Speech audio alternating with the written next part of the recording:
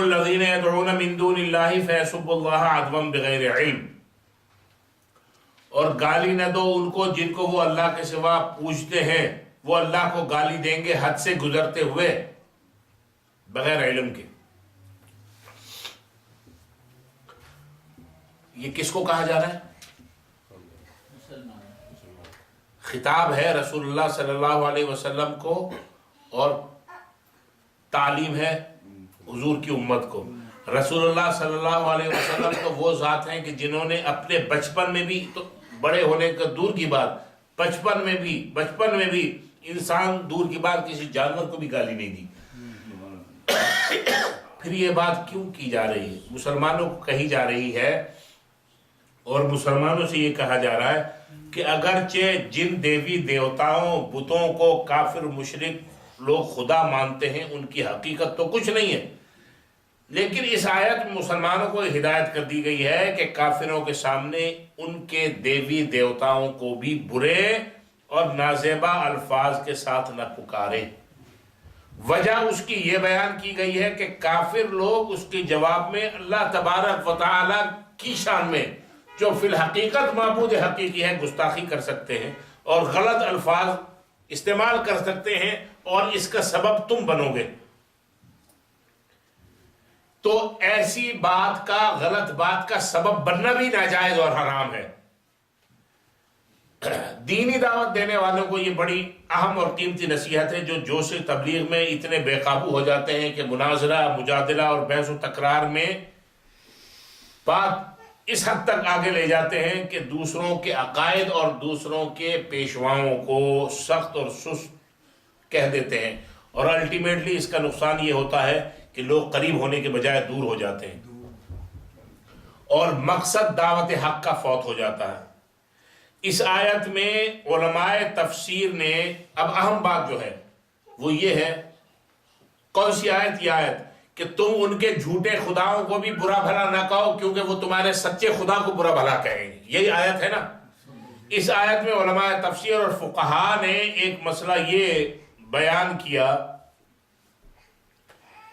کہ کسی جائز، مستحب اور اچھے کام کے کرنے سے اس کے رد عمل کے طور پر کسی بڑے فتنے کے پیدا ہونے کا اندیشہ ہو تو اس جائز اور اچھے کام کو چھوڑ دینا چاہیے۔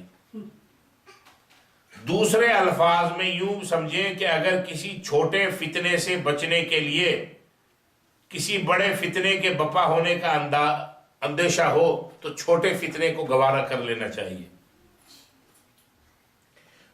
اب دیکھیں، بہت سی آیتیں ایسی ہیں کہ جن میں بتوں کا ضعیف اور کمزور ہونا اور غیر نافع ہونا موجود ہے، ان کا جھوٹا اور عاجز ہونا ذکر ہے۔ ظاہر ہے بت اور دیوی دیوتا سب جھوٹ ہے، نہ نفع پہنچا سکتے نہ نقصان پہنچا سکتے، قرآن تو یہی کہہ رہا ہے۔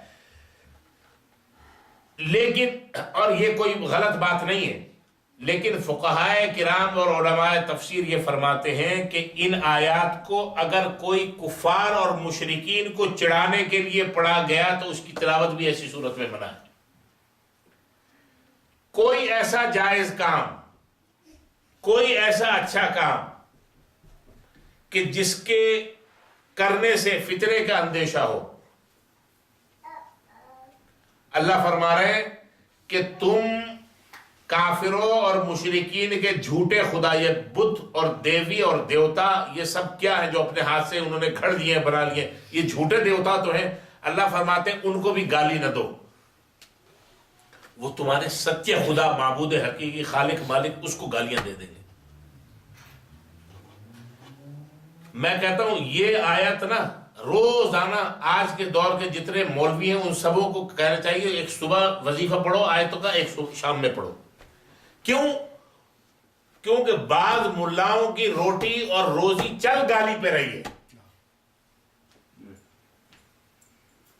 فتنہ برپا کرنے میں، ایک دوسرے کے اوپر لڑانے میں، ایک دوسرے کے ساتھ گتھم گتھا کرنے میں، ایک دوسرے کو بلا بھلا کہنے میں ان کی۔ اللہ فرماتے ہیں تم کافروں کے جھوٹے خدا کو بھی برا بھلا نہیں کہو، وہ تمہارے سچے خدا کو برا بھلا کہہ دیں گے۔ اور مسلمان آپس میں ایک دوسرے کو، ایک ادھر مسجد ہے اس نے بڑے اسپیکر لگا لے. سامنے دوسری مسجد ہے, اس نے بڑے اسپیکر لگا لے. اس نے بولا تیری فلاں کی. بس پوری امت جو ہے اس کے اندر لگی. میں نے اور تفسیر کی کتابوں میں جو علماء مفسرین جو انہوں نے تفاسیر لکھی ہیں, بڑی بڑی مثالیں دی ہیں انہوں نے اس کے اندر. ایک بڑی اہم مثال جو سارے مفسرین دیتے ہیں وہ یہ ہے کہ کعبہ آپ نے دیکھا ہے نا, کعبہ بیت اللہ, کعبہ اتنا نہیں تھا. حتیم کا علاقہ جو ہے وہ کعبے کا حصہ تھا, وہ کعبے کا حصہ تھا, یعنی دیواریں وہاں تک جانی تھیں.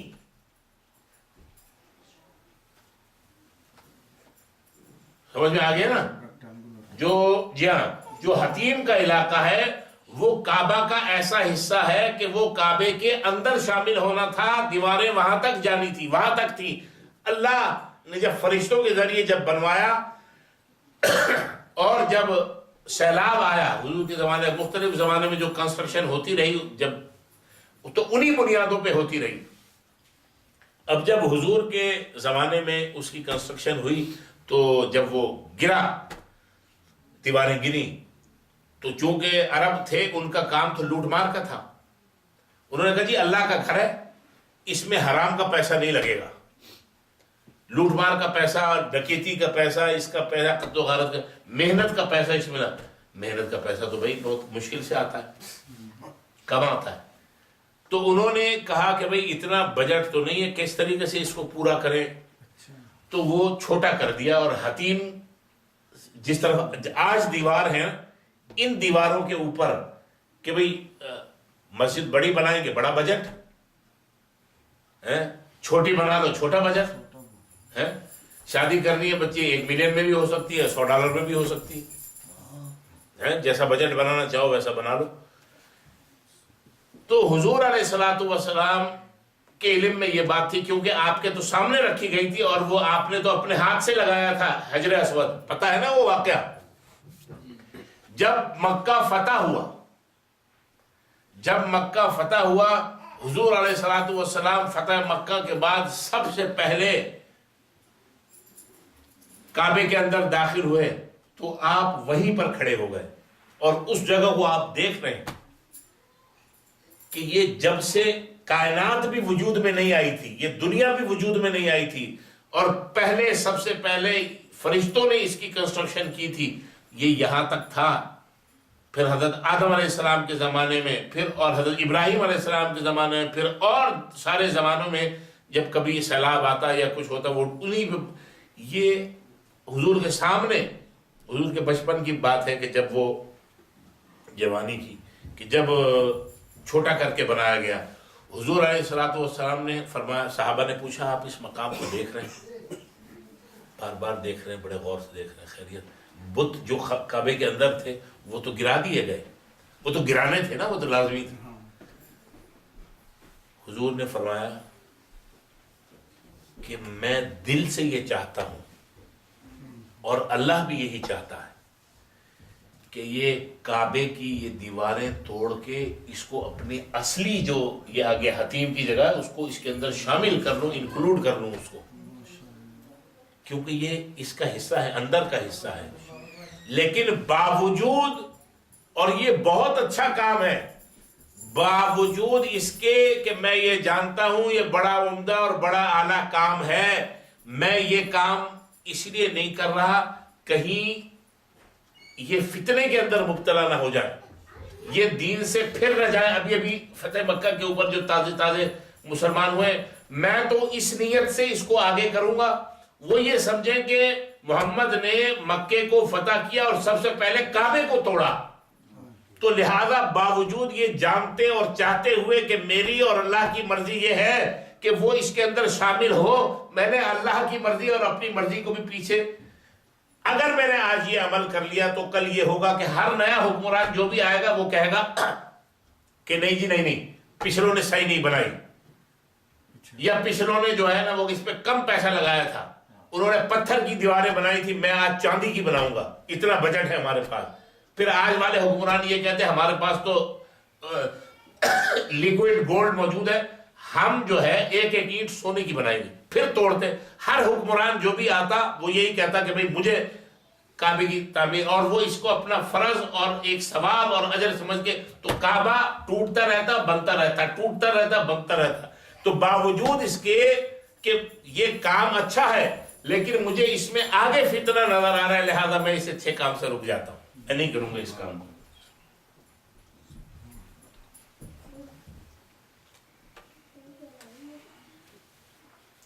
اور مفسرین فرماتے ہیں کہ جن جن آیتوں کے اندر بتوں کا اور شرک کا اس قسم کا ذکر ہے، اور ان بتوں کو جیسے قرآن میں ہے ضعف الطالب والمطلوب، یہ تو ایک مکھی بھی پیدا نہیں کر سکتی، یہ سارا آگے آئے گا، یہ ظاہر ہے بت وغیرہ جو ہے ایک مکھی اور مچھر بھی پیدا نہیں کر سکتے، ان کے آگے جو چڑھائے جاتے ہیں۔ فرمایا انہوں نے کہ اگر یہ آیتیں کفار اور مشرکین کے سامنے نہ پڑھیں، وہ یہ سمجھیں گے کہ ہمیں چڑھا رہے ہیں، ہمارے بتوں کی یعنی دل آزاری، حالانکہ بات تو سچ ہے، وہ تو ہے ہی باطل، لیکن فرمایا ایسے موقعوں پہ اگر تم یہ کام کرو گے تو تمہارا وہ قرآن کی آیت پڑھنا بھی فتنے کا باعث بنے گا، لہذا ایسے موقعوں پہ یہ پڑھنا بھی نہ جائے۔ اور ہم دن رات کیا کر رہے ہیں مائک کے اوپر، تو کافر، اور تیرا باپ بھی کافر، اور تیرا استاد بھی کافر، اور تیرا پورا مسلک کافر۔ اس نے کہا اچھا مجھے کافر کہا، اس نے پھر جواب میں اس نے کہا مائک بڑے دبئی میں جتنے بھی گئے ہوئے ہیں نا دوست، ان سے کہو کہ بڑے مائک بھیجیں، اس نے کہا کہ بڑے پاورفل مائک، اس نے کہا اچھا تم نے مجھے کافر کہا تھا، تیرا پورا خاندان کافر، تیری وہ جو فلاں کے ساتھ شادی تیرے رشتہ داروں میں وہ نسل بھی حرامی۔ اب پتہ چلا اس نے ایک بات کی، اس نے اس کے جواب میں 10 بات کی۔ یہی تو ہو رہا ہے، کیوں ایک دوسرے کے لیے دل میں جگہ نہیں ہے؟ ہمارے پیٹ میں کوئی تکلیف ہے کہ جو ہم سب کو ملانے کی اور میل جول کی اور اتحاد کی بات کرتے ہیں؟ ہم کہتے ہیں پہلے ہی بہت اختلاف ہے، اور سب مسلمان ہیں، اگر کسی کو کسی عقائد کے اوپر سب کا عقیدہ ایک ہے، اللہ کو، اس کے رسول کو، حضور کی ختم نبوت کو، ملائکہ کو، کتابوں کو، فرید، یہ دل میں جگہ کون پیدا کرے گا؟ کس کے لیے دل میں؟ تو آج کے ہمارے جو علماء یا اسکالر جو ہیں ان کو بھی یہ بات سوچنی چاہیے، ان کے سامنے بھی یہ قرآن کی آیت بار بار آتی ہوگی، یقیناً وہ پڑھتے بھی ہوں گے، سنتے بھی ہوں گے، سناتے بھی ہوں گے، اس کا پرچار کیوں نہیں کرتے؟ بھئی آپس میں مختلف طبقات جو ہیں بہرحال ایک دوسرے کو مانتے تو مسلمان ہیں، اور ہیں بھئی جزوی جو اختلاف ہے اپنے اختلاف، بھئی اتحاد کہتے ہی ہیں اسے کہ اختلاف کے باوجود مل کے رہنے کا نام اتحاد ہے۔ بہت سے لوگوں کو یہ بات اچھی نہیں لگتی کہ بھئی حافظ صاحب جو ہے نا یہ کیوں بہت زیادہ اتحاد کی بات کرتے ہیں؟ میرے باپ کا کوئی مدرسہ تھوڑی ہے جو مجھے اس کے لیے چندہ یا زکوٰۃ خیرات صدقات اکٹھا کر رہے ہیں۔ جس مولوی کا مسئلہ ہوگا زکوٰۃ صدقات خیرات اکٹھے کرنے کا، وہ کھانے کا، وہ جانے۔ میں نے کہا نا اختلاف میں مال بہت ہے، لڑانے میں مال بہت ہے، اتحاد میں ملا کے رکھنے میں کچھ نہیں، سوکھی روٹی۔ قرآن کیا کہہ رہا ہے؟ لا تسبوا الذین یدعون من دون اللہ فیسبوا اللہ عدوا بغیر علم۔ تم ان کے جھوٹے خداؤں کو بھی گالی نہ دو، برا بھلا نہ کہو، وہ تمہارے سچے خدا کو۔ اور حضور نے کیا فرمایا حدیث میں؟ آپ نے فرمایا ایسے بھی لوگ ہیں بدبخت جو اپنے ماں باپ کو گالی دیتے ہیں۔ صحابہ نے پوچھا کون ایسا بدبخت ہے اے اللہ کے رسول جو اپنے ماں اور باپ، اپنے والدین کو گالی دے؟ فرمایا اگر تم کسی کے ماں باپ کو گالی دو گے تو وہ جواب میں تمہارے ماں باپ کو بھی گالی دیں گے، تو لہذا اپنے ماں باپ کو گالی دینے کا سبب تم بنے، اس کا مطلب یہ ہوا تم نے خود اپنے ماں باپ کو گالی دی۔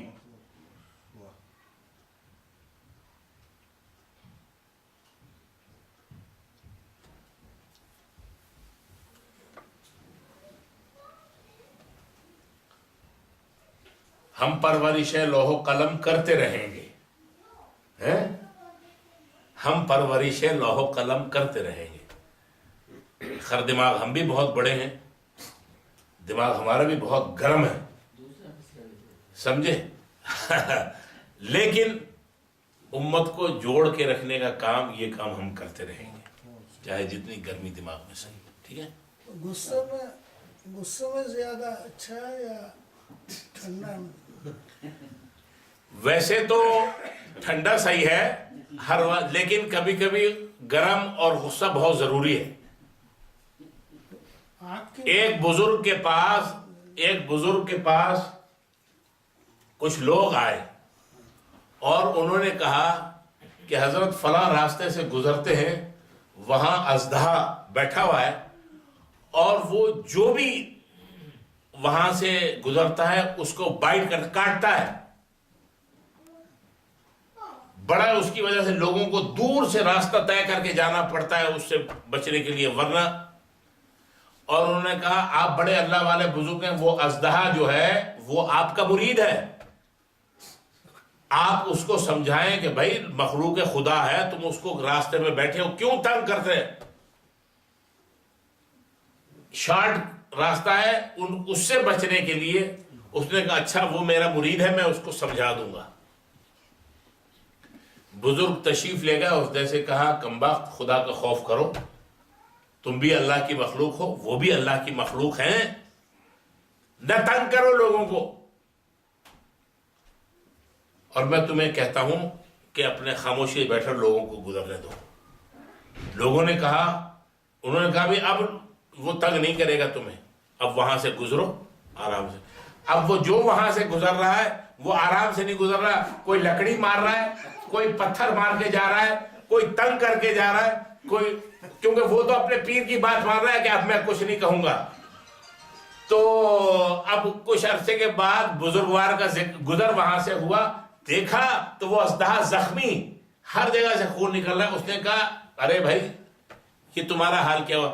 کہہ رہا ہے حضرت آپ نے فرمایا تھا کسی کو کچھ نہیں کہنا، میں نے تو کچھ نہیں کہا، اب وہ لوگ مجھے جو ہے نا، وہ کوئی پتھر مار رہا ہے، کوئی لات مار کے جا رہا ہے، کوئی کانٹا مار کے جا رہا ہے، کوئی کانٹے والی چھڑی ہو گئی۔ اس نے کہا خدا کے بندے، کاٹنے کو میں نے منع کیا تھا، ایسے پھنکارنے کو تو منع نہیں کیا تھا کہ تو اس کو کر کے ایسے دکھاؤ، وہ اس سے ڈر جاتے نکل جاتے۔ تو جو ہمارا ہے یہ پھنکار ہے، یہ کاٹنا نہیں ہے، تو لہذا کاٹ بے شک برداشت نہیں کرو، پھنکار تو برداشت کرو بھائی۔ اب بتائیں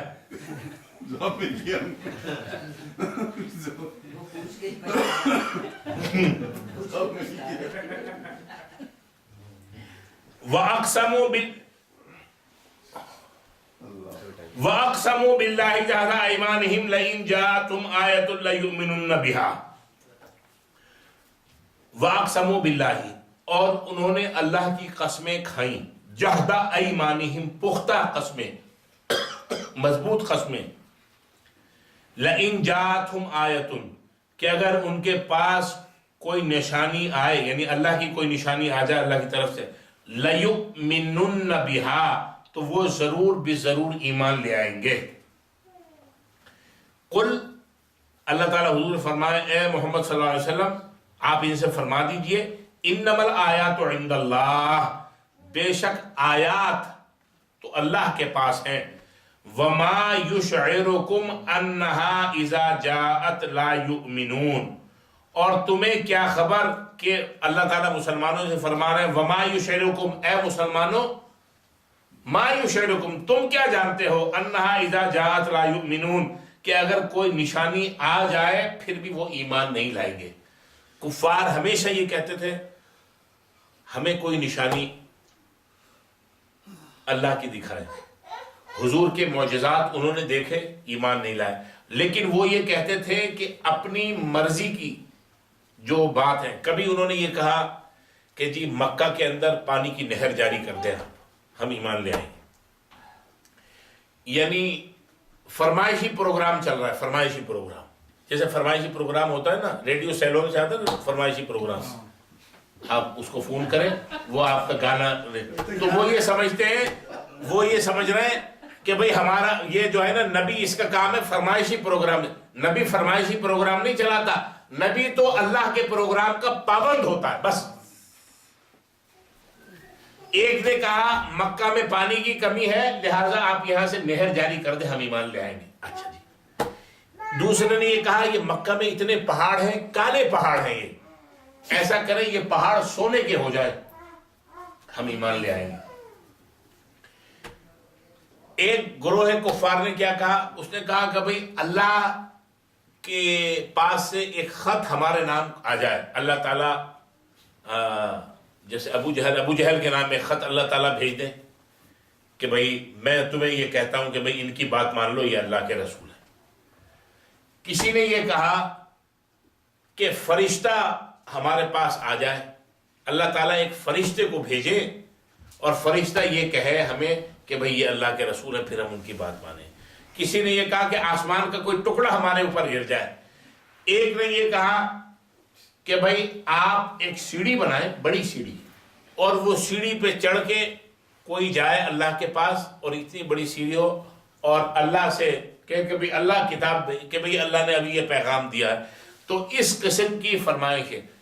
اللہ تعالیٰ اس بات کے اوپر قادر ہے کہ جو وہ چاہیں وہ کر سکتا ہے, لیکن اللہ تبارک و تعالی دو چیزیں ہیں, ایک اللہ کی سنت اور ایک اللہ کی قدرت. اللہ کی قدرت تو یہ ہے کہ جو انہوں نے کہا اللہ تعالیٰ فوراً کر دے, لیکن اللہ فرمائشی پروگرام نہیں چلاتا.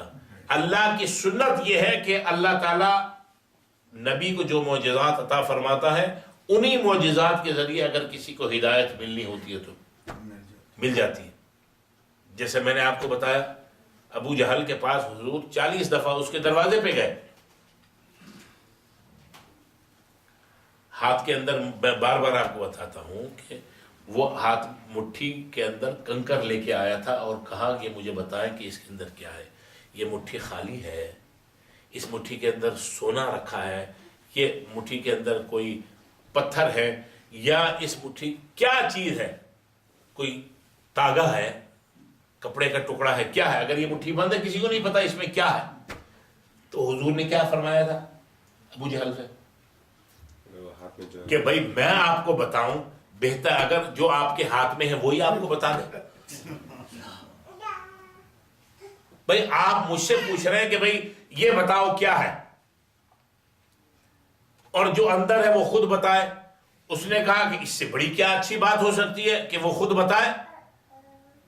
تو حضور نے اس کے ہاتھ کی طرف اشارہ فرمایا, اندر ہاتھ میں کنکریاں, چھوٹے چھوٹے کنکر تھے, کنکروں میں سے آواز آئی اشہدو ان لا الہ الا اللہ واشہد ان محمدا عبدہ ورسولہ. اس نے کہا اوہو محمد, آج تک تو میں شک میں مبتلا تھا کہ تم کوئی چھوٹے موٹے قسم کے جادوگر ہو, آج مجھے یقین ہو گیا تم بہت بڑے جادوگر ہو. اور یہ کہتا ہوا چلا گیا. نہیں تھی.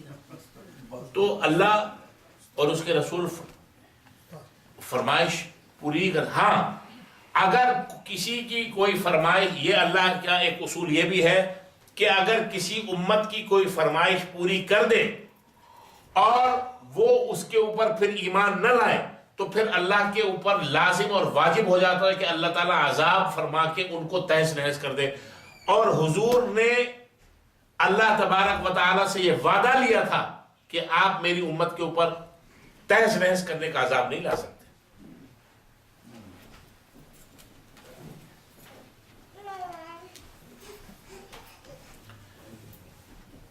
اللہ تعالی ہم سب کو ایمان کی اور عمل کی توفیق عطا فرمائے. وَنُقَلِّبُ أَفْئِدَتَهُمْ وَأَبْصَارَهُمْ كَمَا لَمْ يُؤْمِنُوا بِهِ أَوَّلَ مَرَّةٍ وَنَذَرُهُمْ فِي طُغْيَانِهِمْ يَعْمَهُونَ. وَنُقَلِّبُ أَفْئِدَتَهُمْ وَأَبْصَارَهُمْ, اور ہم ان کے دلوں اور آنکھوں کو پھیر دیں گے, یعنی حق کے قبول کرنے سے پھیر دیں گے. كَمَا لَمْ يُؤْمِنُوا بِهِ أَوَّلَ مَرَّةٍ, سو وہ اس نبی پر جس طرح پہلے ایمان نہیں لائے یعنی اب بھی نہیں لائیں گے. وَنَذَرُهُمْ فِي طُغْيَانِهِمْ يَعْمَهُونَ, اور ہم ان کو ان کی سرکشی میں چھوڑ دیں گے کہ وہ بھٹکتے پھریں.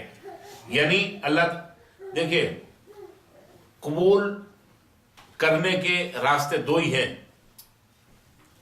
آنکھ اور دل. ایک ہے یہ ظاہر کی آنکھ نظر، اس کو کہتے ہیں بصارت. ایک ہوتا ہے دل کی نظر سے دیکھنا، اس کو کہتے ہیں بصیرت، جس کا پلورل بصائر یہاں پر پہلے آیا ہے. آیت نمبر کون سی ہے؟ کدھر گئی؟ آیت نمبر 104 میں.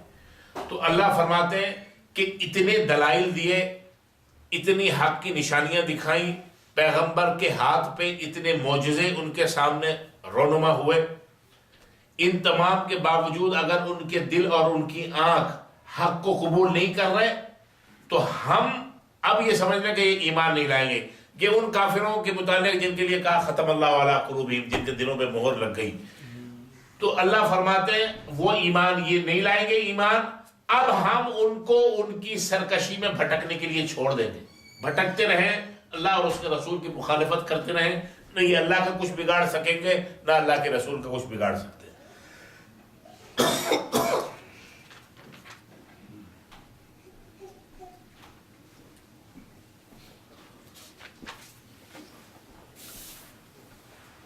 8واں سپارہ شروع ہو رہا ہے، سورہ انعام جاری ہے اور 8واں سپارہ شروع ہو رہا ہے وَلَوْ أَنَّنَا نَزَّلْنَا. اور اسی آیت، یہی بات جو اس آیت میں اللہ نے بیان فرمائی کہ ہم ان کی آنکھوں اور دلوں کو قبول حق سے پھیر دیں گے. وہ جیسا پہلے ایمان نہیں لائے، سنتے رہے، مخالفت کرتے نبی کی، اب بھی یہ ایمان نہیں لائیں گے، ہم ان کو ان کی سرکشی میں بھٹکنے کے لیے چھوڑ دیں گے. اللہ تعالیٰ اسی بات کو آگے بڑھا رہے ہیں. اللہ فرماتے ہیں وَلَوْ أَنَّنَا نَزَّلْنَا إِلَيْهِمُ الْمَلَائِكَةَ، اگر ہم ان کی طرف فرشتے نازل کر دیتے، وَكَلَّمَهُمُ الْمَوْتَى، اور مردے ان سے باتیں کرتے، مردے ان سے باتیں کریں، وَحَشَرْنَا عَلَيْهِمْ كُلَّ شَيْءٍ قُبُلًا، اور ہم اکٹھا کر دیتے ان پر ہر چیز ان کے سامنے. ما کانوا لیؤمنوا، وہ ایمان نہیں لاتے، الا ان یشاء اللہ، مگر یہ کہ اللہ ہی چاہے، ولکن اکثرہم یجہلون، اور اکثر ان کے جاہل ہیں. جب حق کو قبول نہیں کر رہے تو وہ جتنے ہی تعلیم یافتہ ہوں جاہل ہیں. وَكَذَلِكَ، اور اسی طرح جعلنا، ہم نے بنایا، لِكُلِّ نَبِيٍّ، ہر نبی کے لیے، عَدُوًّا، دشمن. ہر نبی اور ہر نبی کے امتیوں کے لیے دشمن. دشمن کہاں سے؟ شیاطین الجن والانس، ایسے شیاطین جو انسان کے روپ میں بھی ہیں اور جنات کے روپ میں بھی ہیں. یوحی، ڈالتے ہیں، القاء کرتے ہیں، بعضهم الی بعض، ان میں سے بعض بعضوں کی طرف، دوسرے کی طرف. زخرف القول، ملمہ کی ہوئی باتیں، چمکائی ہوئی چمکیلی باتیں، ملمہ کی ہوئی باتیں، جس کو کہتے ہیں چکنی چپڑی باتیں، غرورا، دھوکہ دینے کے لیے. وَلَوْ شَاءَ رَبُّكَ مَا فَعَلُوهُ فَذَرْهُمْ وَمَا يَفْتَرُونَ. وَلَوْ شَاءَ رَبُّكَ، اور آپ کا رب چاہتا، مَا فَعَلُوهُ، تو وہ یہ نہ کرتے، فَذَرْهُمْ، ان کو چھوڑ دیں، وَمَا يَفْتَرُونَ، اور وہ جو افترا کرتے ہیں، وہ جو گھڑتے ہیں. اسی بات کو جو پچھلی آیت پڑھی ہے، آیت نمبر 110، اسی کو اللہ فرماتے ہیں. اس آیت میں اللہ نے کہا ہم نے ان کے دل کو اور ان کی آنکھوں کو حق قبول کرنے سے پھیر دیا ہے، یہ بھٹکتے رہیں گے، اب یہ اسلام قبول کرنے والے نہیں ہیں. پھر اللہ اسی بات کو یہاں فرما رہے ہیں کہ اگر ہم فرشتوں کو نازل کریں اور مردے اٹھ کے ان سے بات کریں اور ہم ان کی اگلی پچھلی ساری باتیں ان کے سامنے لے آئیں، ما کانوا لیؤمنوا، یہ ایمان لانے والے نہیں ہیں. کیوں کہ یہ پڑھے لکھے جاہل ہیں، یہ نبی کے دشمن ہیں.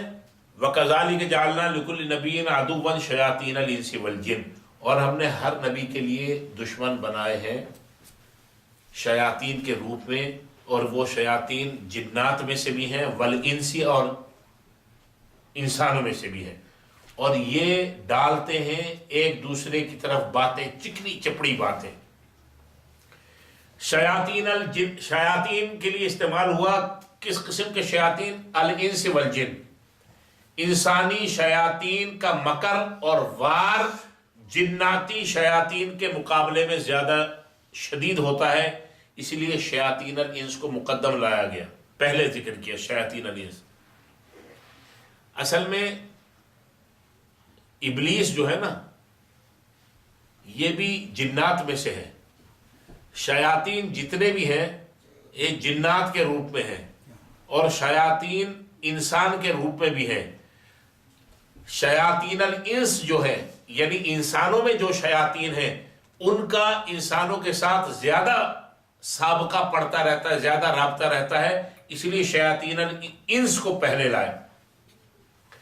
مالک ابن دینار رحمۃ اللہ علیہ فرماتے ہیں کہ شیاطین الجن جو ہیں، جو وہ شیاطین جو نظر نہیں آتے، جو وسوسہ ڈالتے ہیں، ان کی کاٹ تو استعاذہ یعنی اعوذ باللہ من الشیطان اللعین الرجیم پڑھنے سے اور لا حول ولا قوت الا باللہ العلی العظیم پڑھنے سے ہو جاتی ہے، لیکن شیاطین الانس کی کاٹ کیسے ہو؟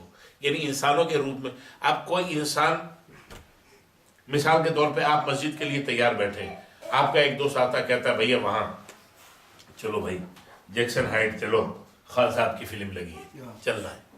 اب آپ اس سے کہتے ہیں خدا کا خوف کر یار، مغرب کا ٹائم ہے، جمعے کا دن ہے، نماز پڑھنی ہے، چھوڑو چلتے ہیں۔ اب آپ کہہ رہے ہیں لا حول ولا قوت الا باللہ العلی العظیم پڑھنا ہے، آپ کہہ رہے ہیں یار اعوذ باللہ من الشیطان اللعین الرجیم، وہ کہہ رہے ہیں نہیں یار چلو یار 360 آپ ہر جمعے کو درس سنتے ہو، آج چلو گے تو کیا ہو جائے گا، چلو بھائی کھانا بھی کھلاؤں گا جیکسن ہائٹ پہ، سمجھے، اور تھیٹر کے پیسے بھی میرے ذمے، ٹول بھی میں دوں گا۔ آپ یہ کہہ رہے ہیں کہ بھائی آپ دیکھیں، آپ کہہ رہے ہیں کہ میں نے جانا ہے درس میں، نماز پڑھنے، عشاء اور مغرب باجماعت پڑھنی ہے، قرآن سننا ہے، اللہ کا کلام سننا ہے، اب آپ لاہور پڑھنا ہے، وہ بھاگ ہی نہیں رہا۔ تو مالک ابن دینار یہ کہتے ہیں کہ جو شیاطین جنات کی شکل میں ہے وہ تو آیت الکرسی اعوذ باللہ لا حول ولا پڑھنے سے بھاگتے ہیں، لیکن انسان کے روپ میں جو شیاطین ہیں میں ان کی کاٹ کیسے کروں، وہ تو میرے پیچھے ہی پڑ جاتے ہیں، وہ کہیں دوست کی شکل میں ہے، کہیں بھائی کی شکل میں ہے، کہیں پڑوسی کی شکل میں ہے، کہیں اور دوسری تیسری شکلوں میں، کہیں بیوی کی شکل میں۔ مطلب اگر وہ دین کے اوپر نہیں چلا رہی، باقی تو بیوی تو رحمت ہی رحمت ہوتی ہے بھائی، آپ کو بھی اپنے گھر جانا ہے، مجھے بھی یہاں سے داخل ہونا ہے۔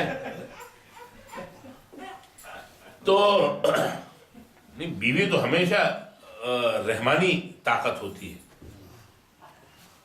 تو کیونکہ جو انسان کے روپ میں جو شیاطین ہیں وہ انسانوں کے ساتھ رہتے ہیں اور مسلسل گناہوں پہ مائل کرتے رہتے ہیں، گناہوں کی طرف انسان کو مائل کرتے رہتے ہیں۔ ان کی کاٹ نہیں، ابھی ان کی کاٹ مشکل ہے۔ مثال کے طور پہ کم سے کم درجے میں آپ کا کوئی، آپ نے کہا کہ بھئی دوست احباب آئے ہیں، چلو دعوت ہو گئی، ارے ہاں بھائی ان کو فون کرنا ہے، ان کو دعوت پہ مجھے یاد آیا، تو نماز، ساری نمازیں مسجد میں جا کے پڑھیں۔ ایسا ہے عشاء کا نماز، عشاء کا وقت جو ہے نا، حافظ صاحب نے بتایا صبح صادق تک ہوتا ہے، جتنی دیر سے پڑھو گے اتنا ہی ثواب زیادہ ہوگا۔ ابھی ذرا بیٹھ کے چلو، ابھی میں نے تاش ابھی پھینٹے ہیں اور تم نے جو ہے نا نماز کا چکر، ایک تو یار تم حافظ صاحب کے چکر میں بہت رہتے ہو، نماز اور یہ اور وہ یہ اسی چکر میں، کبھی تو اس کو بولو یار کوئی چھٹی بھی کرے اور جان بھی چھوڑے۔ اب رات کو دیر تک کھانا وانا کھایا اور مزے کیے، اب جب نماز کا بھائی اب ایسا ہے فجر کے بعد پڑھنا، قضا کا بھی حکم تو اللہ کے رسول نے ہی سنایا ہے نا، حالانکہ قضا کا مطلب یہی ہے کہ فوت، اعلان ہوتا ہے نا، فلاں صاحب گاؤں کے جو مکھیا تھے بڑے چودھری، وہ قضاء الہی سے فوت ہو گئے، لہذا ان کی نماز جنازہ ظہر کی نماز کے بعد ادا کی جائے گی، قضاء الہی سے فوت ہو گئے۔ تو قضا جو نماز ہو گئی وہ تو ویسے ہی مر گئی نماز، زندہ نماز تو وہ نماز ہے جو وقت کی نماز ہے۔ تو یہ ہمارے جو اطراف میں شیاطین جو ہیں ہم ان سے نہیں بچ سکتے. اگر آپ کی بیگم صاحبہ یہ کہہ رہی ہیں کہ مجھے مال جانا ہے, مجھے لے کے چلے, ڈائمنڈ جو ہے وہ 50% آف پہ آ گئے ایک 3 گھنٹے کے لیے. آپ نے کہا نماز پڑھنا ہے, اب بتائیے, اب آدمی کہتا ہے کہ یار میں کیا کروں, ادھر سے ہٹوں تو ایمان جاتا ہے, ادھر سے ہٹوں تو جان جاتی ہے, نہ جائے رفتہ نہ پائے ماندن. تو ہمیں کوشش یہ کرنی چاہیے کہ زیادہ سے زیادہ ایسے دوست احباب ہوں, ملنے جلنے والے ہوں, گھر کا ماحول ہو بھی کہ دین کے معاملے کو, نماز روزہ اللہ رسول قرآن دین, اس کو بوجھ سمجھنے والے نہ ہوں. ہاں بھائی ٹھیک ہے سب کام ہوگا لیکن پہلے نماز, پہلے روزہ, پہلے قرآن. میں آپ سے کہتا ہوں 1 پیج بس روزانہ پڑھیں, کیا تکلیف ہے 1 پیج میں. میں ان میں سے ہوں ہی نہیں کہ آپ کو 1 سپارہ پڑھاؤں, کیا ضرورت ہے. کہنا فضول ہے. جو کام ہو نہیں سکتا, کبھی نہیں ہو سکتا, پورے سال نہیں ہو سکتا, صرف مسجد نبوی اور خانہ کعبہ میں ہو سکتا ہے. بعد میں صبح جائے شام تک بیٹھ کے سپارے پڑھتا رہے, وہاں تو جاتا ہے اسی نیت سے. یہاں نہیں ہو سکتا وہ کام, وہ بات کرنے کی ضرورت نہیں ہے. انشاءاللہ شیاطین الانس جو ہیں ان کی کھچائی اگلے جمعے کو پھر شروع کریں گے, یہیں سے شروع کریں گے. اللہ تعالیٰ عمل کی توفیق.